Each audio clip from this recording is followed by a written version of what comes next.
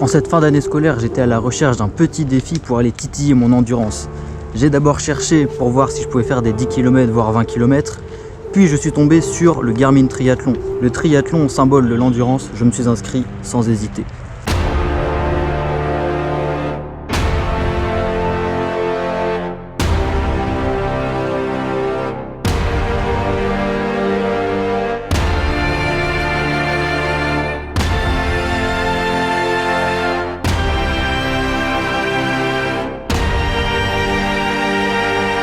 Alors tout d'abord, un triathlon, qu'est-ce que c'est? Alors comme son nom l'indique, ça relie 3 disciplines.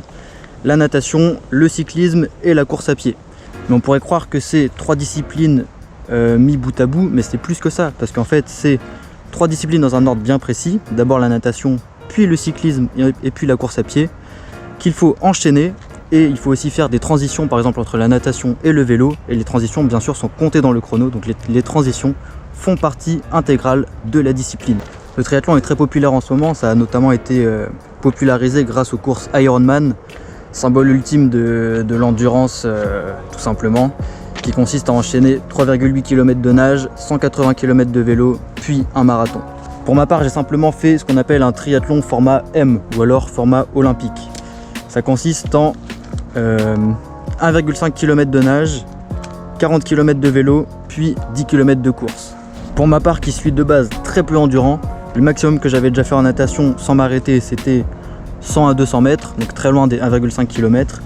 En course à pied, le maximum que j'avais déjà couru d'affilée, c'était 11 km, donc tout pile les 10 km.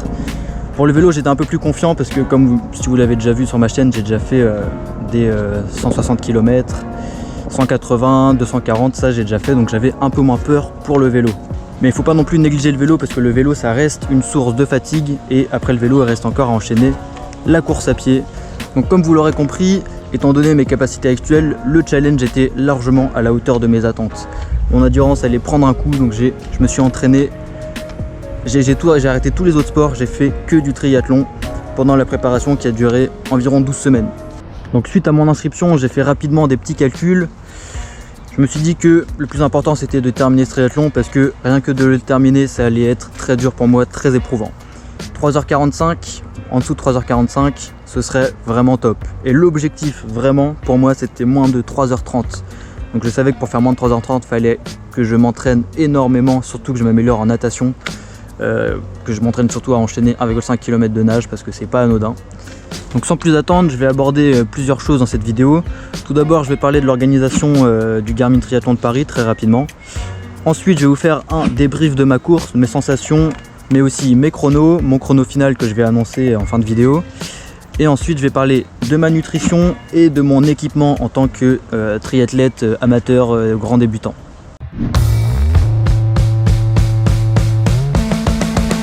Donc tout d'abord, le triathlon de Paris, c'est un triathlon qui a lieu tous les ans vers juin-juillet. Il se passe à La Villette, donc on nage dans le canal de l'Ourcq. On nage dans un canal, c'est sympa, il n'y a pas trop de vagues pour débuter en eau libre, c'est cool. Ensuite, on fait du vélo dans Paris, donc on a un peu Paris pour nous tout seuls. Et on fait de la course à pied, donc là c'était pas dans Paris. Pour la course à pied, on a suivi le canal de l'Ourcq, on est un peu sorti de Paris et on est revenu. Donc pour l'organisation, il fallait la veille venir déposer toutes ses affaires en zone de transition. Donc le vélo, le casque, les affaires de course. Il fallait aussi récupérer son sac de transition, mettre des autocollants sur le vélo. Je vous épargne ça, c'est pas la partie la plus cool. Mais ce qui est bien, c'est que ça met direct dans l'ambiance. On voit les autres athlètes avec leur beau vélo et on se dit bah ouais, moi j'ai un vélo pourri, mais je vais essayer de les battre quand même. Du coup arrive la course le jour J, il faut se réveiller très tôt. On a pris le premier métro suivi de 5h et quelques parce que le début de la course, pour les premiers partent à 7h. Moi comme j'étais donc dans les plus nuls en natation, je suis donc parti en dernier à 7h40. Mais il faut être prêt à partir à 7h. Voilà, c'est à peu près tout pour l'organisation. Moi je trouve que le triathlon a été très bien organisé, ils étaient pile à l'heure pour les départs. Il y a eu une bonne ambiance et c'était vraiment cool. Le village était vraiment très sympa aussi, même si je ne l'ai pas trop vu parce que j'étais dans ma course. Alors je vais tout de suite passer à le débrief de course.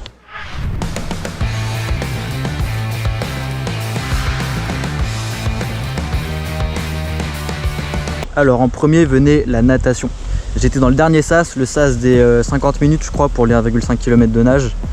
Donc je suis parti en tout dernier avec les nuls, faut le dire. Donc comment ça se passe le début? On est sur la berge, le départ est donné, on a deux choix. Soit on plonge, soit on descend les escaliers tranquillement pour aller dans l'eau. Moi bien sûr, je faisais de plonger. Pour être nul en natation, autant démarrer avec style. Donc je plonge, qu'est-ce qui arrive? J'arrive dans l'eau, mes lunettes s'enlèvent. Mes lunettes s'enlèvent, c'était prévisible pour un plongeon, les lunettes s'enlèvent des fois. Donc je suis là, juste après le plongeon, à essayer de remettre mes lunettes, et il y a tout le monde qui me plonge dessus en même temps, c'était un peu le chaos. J'arrive à remettre mes lunettes, je commence à nager, je fais ma petite brasse. Donc au début, tranquille, je fais ma brasse, je nage parmi les algues, j'en prends un peu dans les bras, un peu dans la gueule. Mais ça va, je place ma nage. Bon, bien sûr, comme je nage à peu près aussi bien qu'une enclume, tout le monde me double, même dans le dernier sas. Mais je garde mon rythme tranquillement, les 500 premiers mètres passent assez vite. Arrivent les deuxièmes 500 mètres, donc on passe de 500 à 1000 mètres. Là, j'étais très à l'aise. Bon, les gens continuent à me doubler, mais je les tenais un peu. J'ai même réussi à caler du crawl un peu. Le plus dur en crawl, c'est de bien regarder où on va. Donc, comme je suis pas entraîné en eau libre, je galérais un peu, mais j'ai placé pas mal de crawl, j'étais content, c'était l'objectif. Au bout de 1000 mètres de lutte avec l'eau pour ne pas couler, j'arrive aux 500 derniers mètres. Donc au bout de 1000 mètres à peu près, il y a mon mollet droit qui commence à avoir une petite crampe. Ok, bon ok, ça arrive. Je place ma cheville de façon à ce que ça crampe plus et je continue. Ok. Ensuite, qu'est-ce qui se passe? J'ai mon bracelet de cheville avec la puce qui sert à l'organisation à me chronométrer, qui commence à se barrer. Du coup, je suis dans l'eau en train de galérer à regarder si est-ce que ça va se barrer, est-ce que ça va tenir. Ok, je continue de nager. Ma crampe au mollet droit, ça s'améliore pas, bon bah ok. Et la jambe gauche commence à cramper. Là je me dis, oulala, ça va être compliqué, déjà que je nage pas très bien, pas très vite, va falloir faire avec. Plus j'avance, plus je ralentis, plus j'ai des crampes. J'arrive à 200 mètres de la fin, j'ai tellement de crampes que je nage avec 2 bouts de bois à la place des jambes. Vraiment, je ne peux plus rien faire avec, à part les laisser dans une position où ça ne me fait pas mal. Donc littéralement, je nage jambes un peu écartées, ça dépend des deux jambes, juste avec les bras. Je fais ma brasse comme ça. C'était vraiment horrible, j'ai cru que j'allais couler 4-5 fois. Mais j'arrive au bout, j'avance, je vois l'arrivée, c'est ça qui compte. Je vois l'arrivée se rapprocher.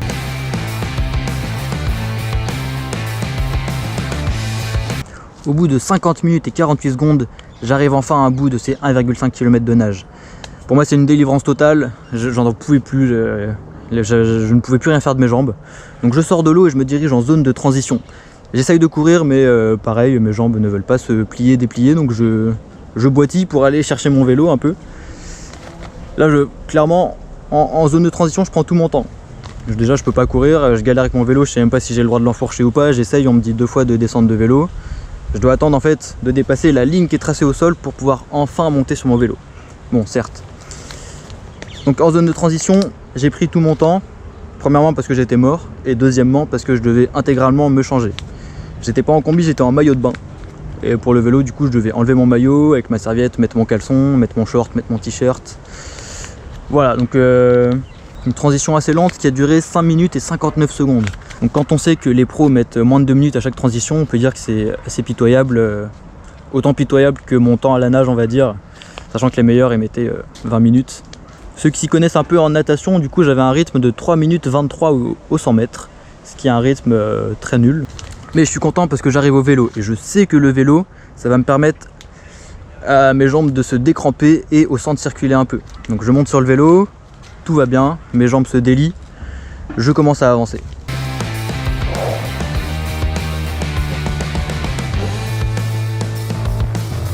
Donc j'enfourche mon vélo et là tout de suite je me sens beaucoup mieux.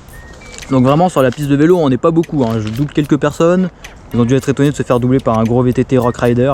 Tout le peloton est devant et moi j'ai un peu paré à moi tout seul, donc c'est vraiment agréable. Donc pendant le vélo je me suis aussi beaucoup réhydraté parce que je pense que la natation ça m'a asséché même si j'étais dans l'eau, hein, paradoxalement. Et donc j'ai bu ma petite collation que j'avais préparée, je vous dirai la recette après. Donc le vélo pour moi se passe super bien, j'ai l'impression d'avancer super vite. J'arrive même à caler à 2-3 moments la position aérodynamique que font les triathlètes. Bon, sur un VTT ça fait un peu mal au coude, mais ça passe. En termes de vitesse, j'oscille entre la 6 et la 7 du 3e plateau. Donc en 7e, ça veut dire qu'il n'y a plus de vitesse au-dessus. Donc je pense qu'avec un vélo plus léger, j'aurais vraiment pu bombarder beaucoup plus avec un vélo adapté. Mais ça me fait quand même un temps de 1h27 et 51 secondes. Avec un rythme de 27,3 km/h sur les 40 km. Donc j'étais assez fier de cette perf, c'était vraiment cool. Donc là j'arrive à la transition avec la course à pied. pendant cette transition, j'ai presque rien à faire. J'ai vraiment juste à poser mon vélo, poser mon casque, mettre ma casquette et je repars. Parce qu'en fait, j'avais déjà les mêmes chaussures de course à pied sur le vélo que j'avais enfilé après la nage. Donc entre le vélo et la course à pied, je fais un temps de transition très honorable de 2 minutes 47. Mais il faut mettre ça en relation encore une fois avec le fait que j'avais presque rien à faire et que le vélo ça m'a permis de délier un peu mes jambes. Donc je pouvais courir en zone de transition, ce qui était assez agréable.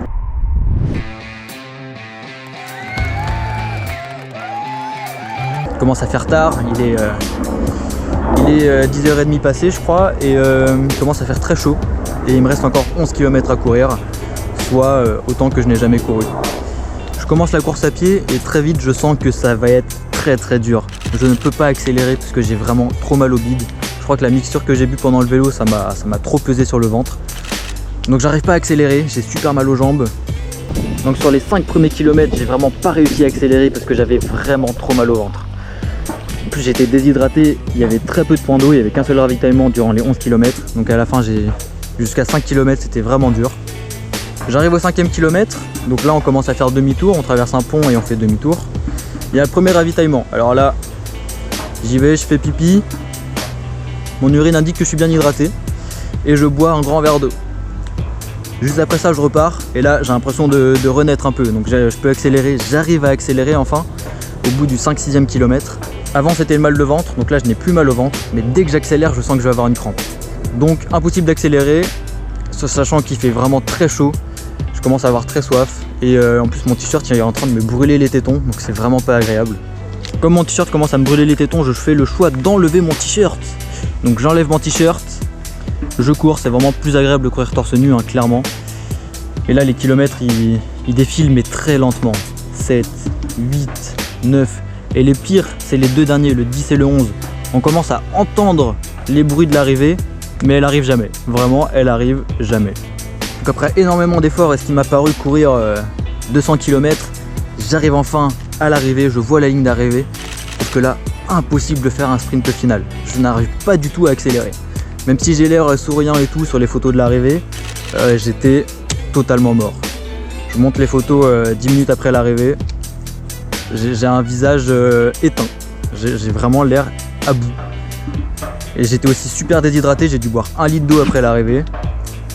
Les crampes qui se sont réveillées, je pouvais plus marcher. Donc il m'a fallu bien 15-20 minutes avant de réémerger de la course.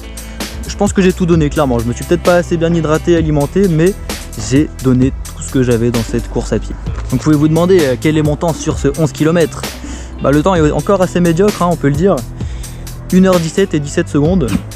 Voilà, mon but c'était de faire un peu moins d'1 heure quand même, avec un rythme de 7 minutes au kilomètre. Même si j'ai été assez moyen sur les 3 épreuves, je suis vraiment très satisfait du résultat et très satisfait pour un premier triathlon, moi qui n'en avais jamais pratiqué. Alors du coup, si vous avez fait vos petits calculs, vous connaissez mon temps final, mais je vais quand même vous le dire. Donc j'ai terminé ce triathlon format M avec un temps final de 3h44 minutes et 41 secondes. Donc voilà, je suis content, moins de 3h45, c'est un peu ce que j'avais calculé, donc je suis très content du résultat. Donc moi j'ai mis 3h44, il faut savoir que les meilleurs, les très très bons, ils mettent moins de 2 heures. Donc je pense qu'il y a une énorme marge de progression. Ouais, je pense qu'il y a une énorme marge de progression à faire. Ce qui est cool parce que si on est trop fort tout de suite, après c'est dur de s'améliorer. Donc là je ne peux que m'améliorer dans cette discipline, ce qui me laisse de la marge pour la suite. On était 2008 participants et j'ai été 1803e. Voilà, donc 1803 sur 2000 personnes. Je suis pas dernier quoi, c'est ce qui compte et je suis fier de moi. Alors maintenant que tout ça est dit, je vais rapidement vous parler de mon équipement parce que l'équipement en triathlon c'est une partie très importante pour la performance.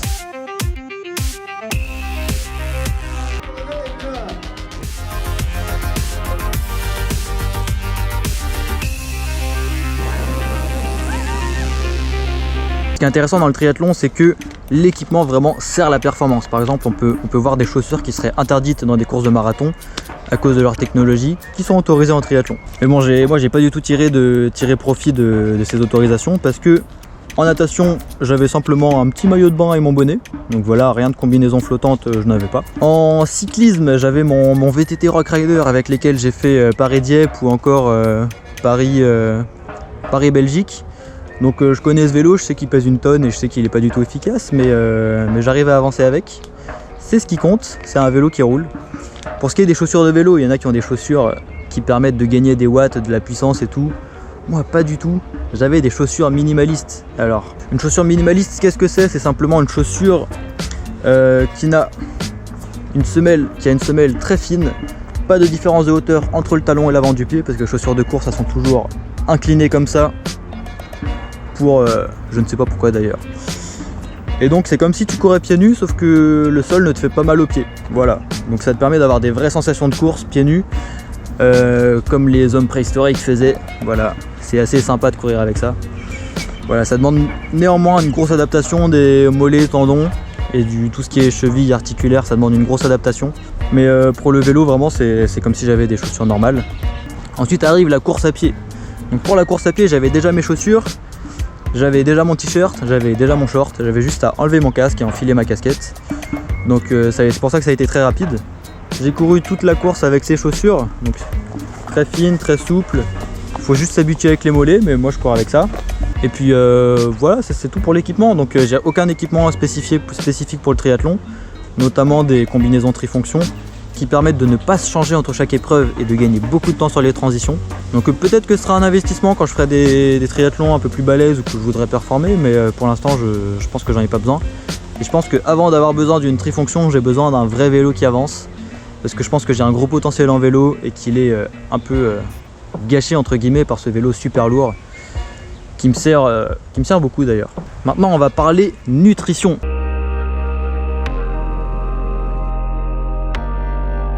Alors je me suis fait une boisson sportive avec, j'ai essayé de mélanger sucre lent, sucre rapide, bien sûr de l'eau pour l'hydratation et du sel pour la sueur. Donc j'ai aucune notion de ce qu'il faut mettre dedans, donc j'ai fait un peu ça au hasard. J'ai mis 1 litre d'eau, 200 g d'avoine, 40 g de farine, ça c'est pour les sucres lents. Ensuite j'ai mis 2 cuillères à soupe de cacao, ça c'est plutôt pour le goût, 4 cuillères à soupe de miel pour le sucre rapide, puis 7 dattes encore pour les sucres rapides et du sel. Donc bien sûr le tout je l'ai mis dans un mixeur qui me permet d'avoir une substance plutôt liquide, et du coup j'ai bu ça pendant le vélo, sauf que je pense que j'avais un peu trop chargé la mixture et que ça m'a fait mal au bide pour la course à pied tout simplement.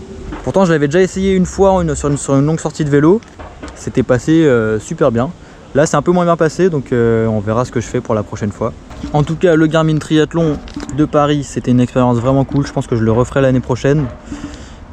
Pour vous donner un ordre de grandeur, environ c'est un quart d'Ironman. Voilà, donc je suis capable d'accomplir un quart d'Ironman officiellement. Mais avant l'Ironman, il y a le demi-Ironman. Voilà, ce qu'on appelle le 70.3. Voilà, c'est peut-être des idées pour la suite si je veux devenir un peu endurant. Donc voilà, c'était mon expérience sur le Garmin Triathlon de Paris édition 2023. Moi ça m'a beaucoup plu, j'espère que ce retour d'expérience vous a aussi plu. Si vous voulez voir d'autres de mes vidéos, je vous en affiche juste là, notamment mes longues sorties à vélo qui sont intéressantes. Et moi je vous dis à la prochaine pour une nouvelle petite aventure.